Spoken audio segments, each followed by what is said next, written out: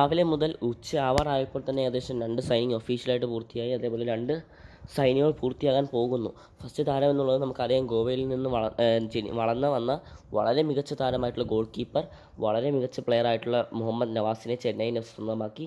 മുംബൈ സിറ്റിക്ക് വേണ്ടിയായിരുന്നു താരം കളിച്ചുകൊണ്ടിരുന്നത്. ആദ്യത്തെ വർഷം മികച്ച പ്രകടനം മുംബൈ സിറ്റിക്ക് വേണ്ടി കാഴ്ചവെച്ചെങ്കിലും പിന്നീട് അങ്ങോട്ട് കുറച്ച് ഫോം ഔട്ടിനെ തുടർന്ന് താരം പുറത്തായിരുന്നു. വളരെ മികച്ച എക്സ്പീരിയൻസ് ഉള്ള താരമാണ്. താരത്തെ സ്വന്തമാക്കിയിരിക്കുകയാണ് ചെന്നൈയിൻ എഫ് സി.